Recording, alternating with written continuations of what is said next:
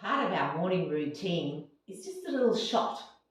Now, you're going to get to learn to intuitive eat, which is just listening to your body. Your body will tell you what you want. So there's a little variety of shots that we can make to add to our morning routine. And your body will tell you that I feel like I need to have a cleanse today. So I might have a cleanse for a couple of days. So I may just have some medicine in a jar, which is the sauerkraut brine, which is the one that we all should be starting our journey on, is sauerkraut brine. Very good for parasites, good for so much. Or it could just be a little shot of kimchi brine that you feel like, or fire cider, which we'll be making next. Oh, there's so many things that you could be wanting, that your body's wanting. It's perhaps a little shot of kombucha molasses. Very good if you have restless legs. Extremely good for the blood. Extremely good for the grey hair. That's medicine in a jar as well. So many things that we can add to that morning routine. So we don't need to have the same little shot every morning. This one that we're making is very special. It's all the A's, anti-inflammatory, antioxidant, antiviral, just so many antis. It's ginger and turmeric in a lime brine. So what we're talking about is using the brine. Now once it's fermented, you'll see, like any ferment, the brine goes cloudy. That's when you know you've produced all those good probiotics. It's really gut friendly, so it's all cloudy. A lot of people will always send a little message, which is what we welcome, any messages, and they'll say, how come my cloudy, it's gone all cloudy, it's no longer clear, and it's got all this chalkiness sort of rolled through it. Well, that's good.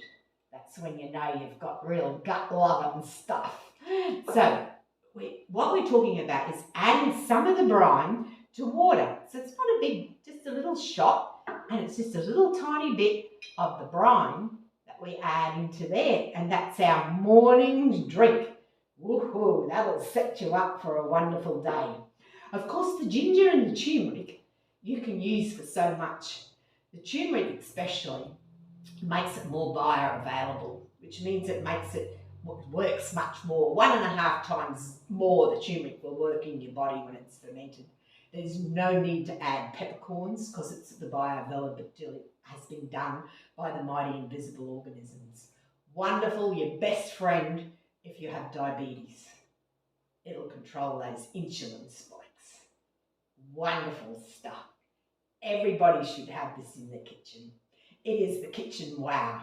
Remember back in the days when the chefs used to add parsley to all your meals? They'd go out and they'd chop up the finely parsley. This is what this replaces. It should go into everything and on everything.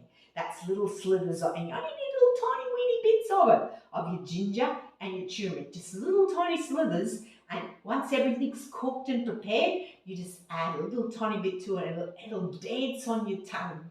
Beautiful. Really good for people that, like mamas that are having morning sickness, motion sickness when you're traveling, the children. You can have a bit of the brine or a bit of this. This is wonderful pulled into a paste. So if you're pulling it into a paste and you're putting it into a little jar in the fridge and you're just using that as a paste, very quickly you'll use it up. Put it in and imagine it added once your curries are done. You can have it on the side. You can fold it in once it's cooked. You don't want to heat it. And then you've got all this brine left. So that's when we're using it for our mornings.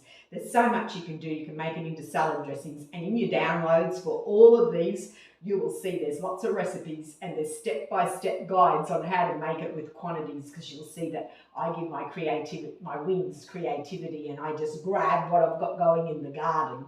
But I have put there quantities for you so that it's easier for you to follow if you need that. So let's get going with it. So all it basically is slices of peeled ginger and turmeric, and then you just lightly cover it with, I use a fine Himalayan salt, the pink salt, and that's got a little bit of kelp in there because that's what I always have in there, and you just cover it very lightly. You don't need a lot of salt, and that final taste, you don't taste any salt at all. There's no salt taste at all. Oh, it's just superb. Just wished I could give you something to taste if you've never tasted it. So with your ginger, if you soak it into water, this has come straight from my garden. Now, we don't want to peel it. We don't want to get a knife and take all that skin off. Just get a spoon and just use the back of the spoon and just lightly take off the skin. It's better to take off that papery skin because it can make it a little bit bitter. We don't want it bitter. We want it perfect. We just want it beautiful to dance on our tongue. So that's all you do. Just take off that fine little bit of skin like that, and that's it. Now, why we're doing that is fermentation starts in the soil. That's your very first step. So this has been grown in organic soil, and it's nice, non-chemical ginger. And fermentation requires quality. So to get those mighty invisible organisms to work, they don't want to be fighting there with chemicals that are being in your soil or on the produce. So the best choice is choose quality. This one's specially done for us from our garden for today. So there we have, so just lightly take off that skin, then lightly cover it with salt, and I'm meaning just a little tiny pinch like that so that it's all completely covered. And then let it sweat for a while. The longer you can let it sweat, the better it is, because it'll produce, that salt draws, it sucks, salt sucks, so it'll suck out and it'll produce its own, you'll get its own brine there, which is what the salt's job is. The salt's job is to bring out moisture in any of our ferments, but it's also there to stop any bad bacteria from forming until the good bacteria starts to do its job. So there we go. So the longer you can sweat it, you can let that sweat overnight if you wish. Leave it in your water for about 20 minutes to make it easier to get that skin on, and then just let it sweat. So I would normally sweat that overnight, but I haven't. I've only just put that in just before that we've started. You should see that I had it sitting there, so it's brought out a fair bit of moisture. It's starting to soften already. So then it's just going to go into your little jar. I'm using a 500ml Fido, which is the Italian fermenting jar. Good quality, that's what we need. And we just press that in. I'll put it back up here. Hopefully you can see that. We don't want any air pockets. So we just press it down nice and firm. Nice and firm. And we're basically just going to cover that with lime juice. There's no salt in the lime juice. That salt that was there is enough. We'll make sure that we use all of that. Oh, that's smelling nice already. And then we're just going to cover it with lime juice. So that's just fresh lime juice, limes from my tree. Just cover it completely. Always submerged in brine and everything will be fine. So there we go. Now we need to put a weight so that we don't get any floaters coming up. You can put a glass weight, a nice little glass weight to keep it all under there. I'm going to use some lime leaves straight from my tree. That'll give it a nice little aromatic flavour, but it'll also work as a great little weight. Now that'll sit out at room temperature, but not in direct sunlight or not in direct light, your UV lights. You can cover it with a nice little cotton tea towel, pop it onto a little saucer in case you get any overflow. And in about 2 weeks, check it. See that it no longer tastes any salty taste. The lime juice isn't overpowering, it's all blended in. The ginger is nice and still a little bit firm, but a little bit soft as well, like that.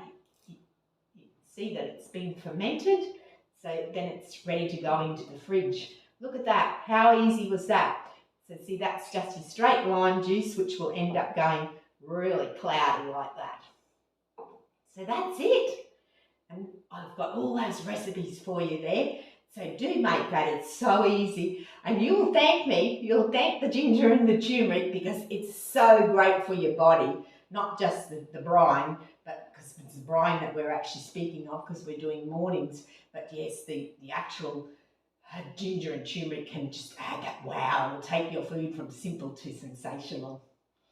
Big love and bacteria. We'll be back with fire cider. Get some fire into us. Bit of heat.